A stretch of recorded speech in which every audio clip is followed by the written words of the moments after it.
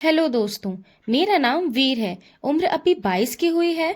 मैं राजस्थान के एक छोटे से कस्बे से हूँ, जहाँ दिन में रेत के तूफान और रात में सन्नाटे ही साथी होता था। बीटेक के लिए पहली बार जयपुर आया तो लगा जैसे कोई दूसरा जहाँ उतर आया हूँ। रेलवे स्टेशन पर उतरा तो भीड़, धक्कम धक्का, रिक्शे, तेज गाड़ियाँ, सब कुछ नया और डरावना था। हॉस्टल देखा तो लगा जैसे मुर्गियां पिंजड़े में बंद होती हैं। एक कमरे में 8-8 बिस्तर। मैंने ठान लिया कि अलग कमरा ढूंढूंगा। काफी खोजने के बाद एक पुराना 2 मंजिला मकान मिला। नीचे 2 कमरे, छोटी किचन, एक बाथरूम। ऊपर मालकिन रहती थी। किराया भी कम था। मालकिन ने कहा, बेटा ऊपर मैं अकेली हूँ, तुम्हें कोई तकलीफ नहीं होगी। पहली बार किराया देने ऊपर गया तो दरवाजा राधिका ने खोला। मैं बस देखता रह गया। राधिका ने लाल पीली प्रिंट की साड़ी पहनी थी। बाल अभी नहाकर गीले थे। आंचल हल्का सा सरका हुआ था। गला गहरा। कंधे पर पानी की बूंदें चमक रही थी। आंखें इतनी बड़ी कि लगा सारा सूरज उनमें समा गया हो। होठों पर हल्की मुस्कान। मैंने सोचा था मकान मालकिन कोई 50 साल की बूढ़ी आंटी होगी, पर सामने खड़ी थी एकदम राजस्थानी पेंटिंग वाली औरत। उम्र शायद 31-32 के करीब। मैं हल्कलाया, नमस्ते, मैं नीचे रहने वाला हूँ। किराया। राधिका ने मुस्कुराकर कहा, अरे आओ ना अंदर वीर, पहले चाय पी लो। घर में घुसा तो दीवार पर शादी की बड़ी फोटो लगी थी।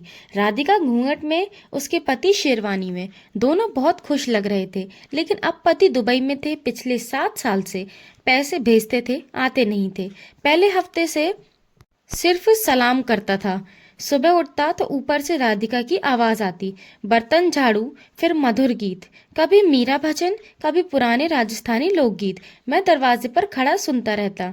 एक सुबह नहाने गया तो मोटर चालू की, एक बूंद पानी नहीं। तौलिया लपेटकर बाहर निकला। गलियारे में राधिका कपड़े धो रही थी। साड़ी घुटनों तक चढ़ी हुई थी। पिंडलियां चमक रही थी, पसीने से पूरी तरपतर। उसने मुझे देखकर हंसकर कहा, क्या हुआ राजपूत साहब, पानी नहीं आया ना? मैंने रात को स्विच बंद कर दिया था, शोर बहुत करता है।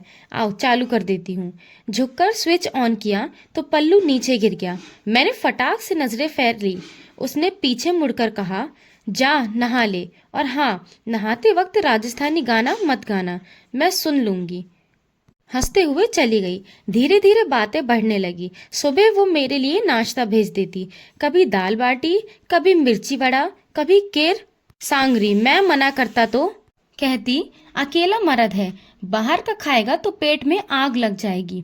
एक शाम में पढ़ रहा था, दरवाजा खुला था। राधिका अंदर आ गई, हाथ में ठंडी राबड़ी का कटोरा। ले खा ले, मैंने खुद बनाई है। कटोरा लेते वक्त हाथ छू गया। वो मेरे बगल में बैठ गई। पढ़ाई कैसी चल रही है? ठीक है, पर कुछ समय नहीं आ रहा। वो किताब खींचकर बिल्कुल पास बैठ गई। खुशबू आ रही थी, केसर और पसीने की। अचानक बोली, तू बहुत अच्छा लड़का है वीर, आजकल के लड़के ऐसे नहीं होते। मैंने कहा, आप भी बहुत अच्छी हैं और बहुत सुंदर भी। वो चुप, फिर धीरे से बोली, ऐसी बातें मत करो, मन डोल जाता है। फिर उठी और चली गई। जाते वक्त बोली, रात को दाल बाटी खा लेना, मैंने तेरे लिए अलग से रखी है। उसके बाद नजरें मिलती तो शर्म आती, पर दिल तेज धड़कता। एक दोपहर बहुत गर्मी थी। मैं सिर्फ बनियान और निक्कर में सो रहा था। दरवाजा खुला था। राधिका अचानक आ गई, मेरे बगल में बैठ गई। सो रहा है क्या? मैं चौंक कर उठा। नहीं, आप? ऊपर कोई नहीं, मुझे नींद नहीं आ रही, बात करनी थी। वो बिल्कुल पास बैठी। बोली, मैं पहले बहुत हंसती थी, कॉलेज में सब मेरे पीछे पागल थे। शादी हुई तो लगा सब मिल गया, पर 2 साल बाद वो चला गया दुबई। कहता था पैसा कमाऊंगा। 7 साल हो गए, अब तो दूसरी औरत के साथ रहता होगा। मैं यहाँ अकेली मर रही हूँ। मायके वाले कहते हैं सह लो, घर टूट जाएगा। उसकी आंखें नम हो गई। उसने मेरा हाथ पकड़ लिया, फिर मेरे कंधे पर सिर रखकर रोने लगी। मैंने धीरे से उसके बालों में हाथ फेरा। फिर एक रात 1 बजे दरवाजा खटखटाया। मैंने खोला तो राधिका खड़ी थी, सिर्फ नाइटी में, आंखें लाल, गाल पर उंगलियों के निशान। वीर, आज उसका फोन आया, बोला दूसरी शादी कर ली है, अब तुझे तलाक दे दूंगा। वो मेरे सीने से लिपटकर फूट फूट कर रोने लगी। मैंने उसे अंदर लिटाया, पूरी रात उसके पास बैठा रहा। उस रात उसने सब बताया, 7 साल का अकेलापन, ताने, मायके का दबाव। सुबह उसने कहा, वीर, मैं अब और नहीं सह सकती, मुझे आज़ादी चाहिए। मैंने कहा, मैं हूं ना, अब कोई तुझे तकलीफ नहीं देगा। अगले दिन मैं उसके साथ वकील के पास गया, तलाक का नोटिस भिजवाया। पहले धमकियां आई, फिर पैसे का लालच, पर राधिका नहीं मानी। 8 महीने बाद कोर्ट ने तलाक दे दिया। राधिका को मकान और गुजारा भत्ता मिला।